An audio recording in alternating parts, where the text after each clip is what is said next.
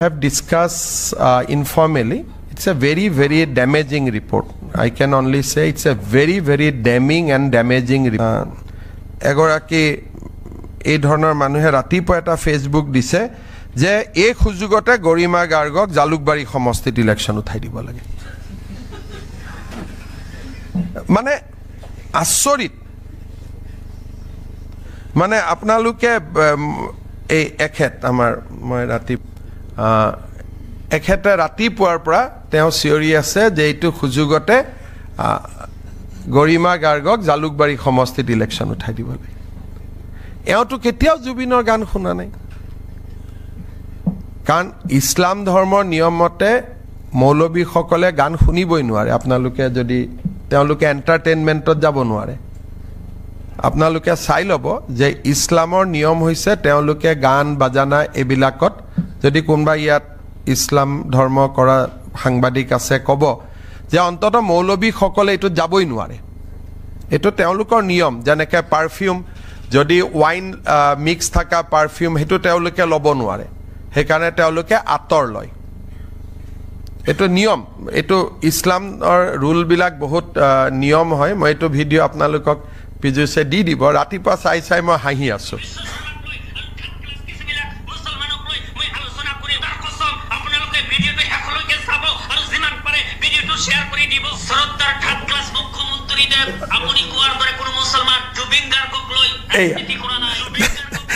তেওঁক আপুনি এতিয়া তেওঁৰ এইটো শুনিব।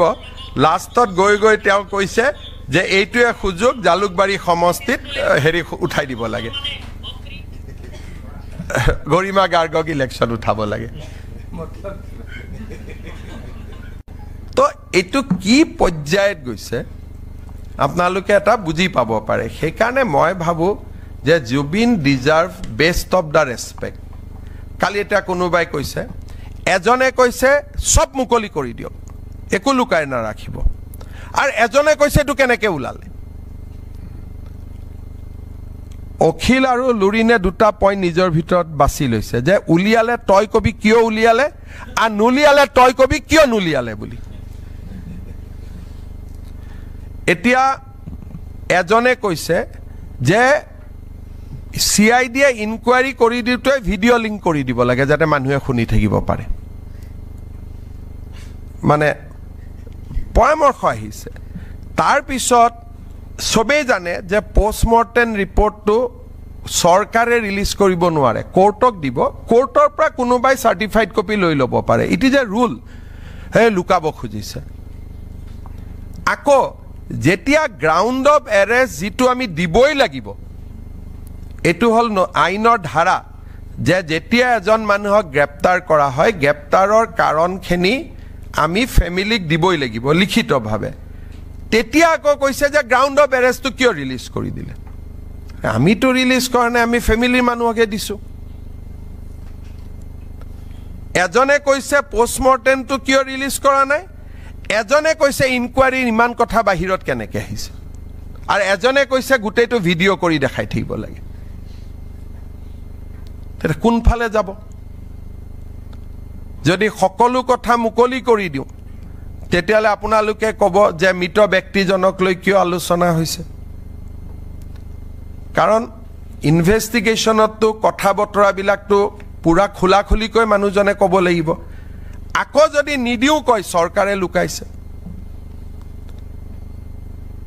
সেইকাৰণে এই ইনভেষ্টিগেশ্যনটোক পুলিচৰ ওপৰত বিশ্বাস কৰিব লাগিব, জাষ্টিছ সৌমিত্ৰ শইকীয়াৰ ওপৰত বিশ্বাস কৰিব লাগিব। তেতিয়া তাক আমি গৈ এটা লক্ষ্যত পামগৈ। কিন্তু যদি মেডিয়া আৰু পাব্লিকে এইটো চলাই থাকিব খোজে, এইটোতো কোনোফালে নোলাবগৈ। এতিয়া বিপদটো হৈছে এইটো। আৰু কেতিয়াবা আপোনালোকে অখিল আৰু লুৰিণক জুবিনৰ হৈ চিন্তা কৰা দেখিছিল নেকি? লুৰিণজ্যোতি গগৈৰ ওপৰত জুবিনে যিকেইটা কমেণ্ট দি থৈ গৈছে, তাৰ পিছততো তেওঁ নিজেই দূৰত থাকিব লাগে। কি কৈছিল? ফটুৱা পাৰ্টি বুলি কৈছিল ন বিজুছ? তাৰ পিছত কাৰোবাৰ যদি একদম লাজ নাই, সিহে এইবিলাকত সোমাব। যাৰ একেবাৰে লাজ নাই যে মই লাজ তাজ একো নাই, মোৰ নাক টাক মই অলৰেডি, কোনে নাক কাটিছিল? সুপৰ নাখায় নে কোনে? বোলে সুপৰ নাখাই মোৰ নাক কাটি থৈ দিছে গতিকে মোৰ কোনো ৰাস্তা নাই নাক তাক নাই মই জপিয়াই পৰিম এই ধৰণৰ কথা আৰু দুনিয়াৰ সবৰে ওয়াইফৰ কথা কৈ আছে মই কাবাৰ গাৰ্লফ্ৰেণ্ডৰ কথা ক'ব গৈছো নেকি তেওঁতো শ্যামকানু মহন্তৰ ঘৰত গৈ পাৰ্টি কৰি আছিলে মইতো ক'ব যোৱা নাই কাৰো গতিকে সবৰ বিষয়ে যিহেতু শ্যামকানু পুলিচৰ লগত আছে গোটেইখিনি আছে গতিকে মই যদি সবৰ বিষয়ে ক'ব যাওঁ এটোতো মহাভাৰত হৈ যাবগৈ কিন্তু এইটো কথা ঠিক যে যদি জীৱিত কালত জুবিনে শ্যামকানুৰ লগত ফটো উঠিছিলে বা জুবিনেৰে যদি সিদ্ধাৰ্থৰ লগত ফটো আছে એટલે বাকিটো মানুহৰ থাকাটো কোনো স্বাভাৱিক কালিৰ পৰা মই দেখিছো আছুটোকো এৰি দিয়া নাই তেওঁ দুদিন আগত কিবা কৈ আছিলে কালি তেওঁক ধৰে দুদিন আগত এওঁ কিবা কয় তেওঁৰ ফটোখন হৈ যোৱাত এইজন ঠাণ্ডা হৈ যায় আকৌ তেওঁ মনে মনে হৈ যায় এখন কিবা অদ্ভুত হৈ থকা নাই জানো ফটো এখন পালে একদম তাত আৰম্ভ কৰি দিয়ে কালিলৈকে বোলে ৰঙালীক কিয় পইচা দিছে আকৌ দুদিন আগলৈকে কৈছিল ৰঙালীক কিয় পইচা নিদিব তেওঁলোকে অসমীয়া জাতিৰ হৈ ইমান কাম কৰি আছে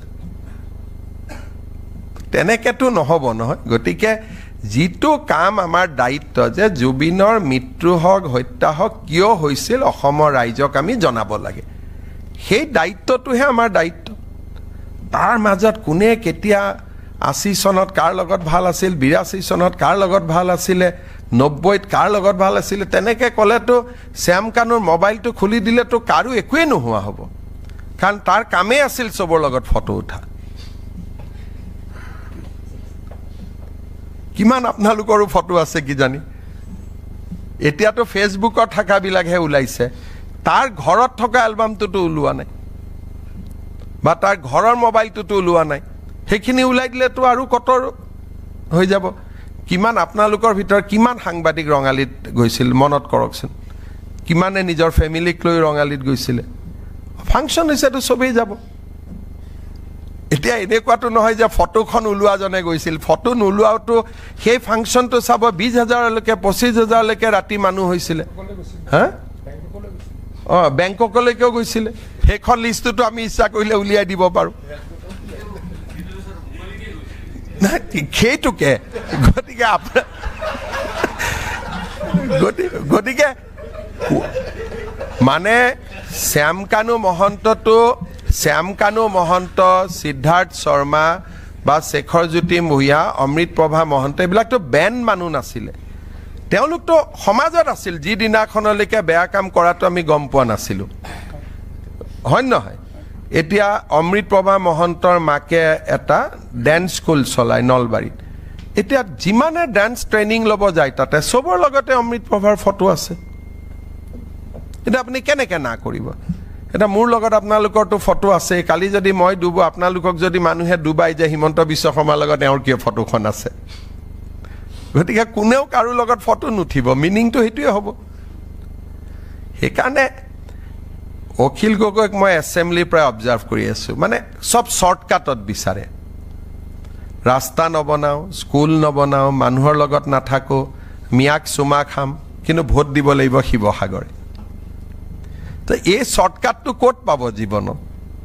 সেইকাৰণে দুবিধ মানুহক আপোনালোকে ডিষ্টিংগুইশ কৰক নহলে এইটো তদন্ত কতো নাযাব জুবিনৰ অনুৰাগীসকলে চৰকাৰৰ লগত আছে যে মুখ্যমন্ত্ৰী চৰকাৰ আমাৰ আস্থা আছে কিবা নহয় কিবা আমাক ৰিজাল্ট দিব আৰু যোনে ৰাজনীতি কৰিব খুজিছে ৰাজনীতি কৰি থাকিব তাক আপুনি কেনেকৈ হাক দিব তেওঁলোকে ভাবিছে যে ইয়াতে আমাৰ সব ওলাব বুলি খানা 26ৰ কাম ইয়াতে হৈ যাব বুলি সেইকাৰণে তেওঁলোকে বহুত মানে কমত ভাবি আছে আৰু দুই এদিনতে আপোনালোকক আমি এখন সাংবাদিক মেলত মাতিম আৰু দিল্লীৰ পৰাও আমি সাংবাদিকসকলক মাতিম আমি আজি কেবিনেটত এছআইটিৰ যেটো আছিলে তাক আমি প্ৰাৰম্ভিকভাৱে আলোচনা কৰিছো কিন্তু একেদিন ঘটনা প্ৰবাহৰ মাজৰ কাৰণে আমি অলপ ৰখিছো কিন্তু সেই সাংবাদিক মেলখন আমি দিল্লীৰ পৰাও জাৰ্নেলিষ্টখিনিক আমি বিচাৰিম গতিকে অলপ ডাঙৰ কৰি আমি কৰিম যাতে গোটেই কথাখিনি আমি আলোচনা কৰিব পাৰো Was that SIT report table in the cabinet today? Yeah, today we have discussed informally. it's a very, very damaging report. I can only say it's a very, very damning and damaging report. So we want to share that with a larger crowd. It's a very bad report. Damaging and damning report. So আমি আজি প্ৰাৰম্ভিক আলোচনা কৰিছো কিন্তু formal item হিচাপে আমি এই ঘটনা প্ৰবাহটোৰ কাৰণে আমি ৰখি আছিলো নহলে আজি কৰিয়ে দিলোহেতেন আমি কিন্তু সেদিনাখন আপোনালোকে আগতীয়া জানিব আমি দিল্লীৰ পৰাও জাৰ্নেলিষ্টখিনিক মাতিম কাৰণ তেওঁ যেহেতু পাৰ্লামেণ্টেৰো ডেপুটি লিডাৰ গতিকে people from all over the country should know the actual character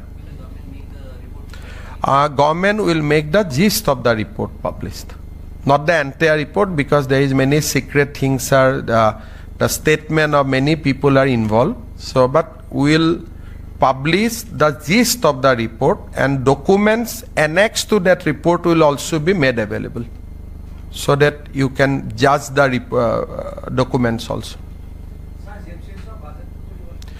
GMCS or total jito building hobo 2200 koti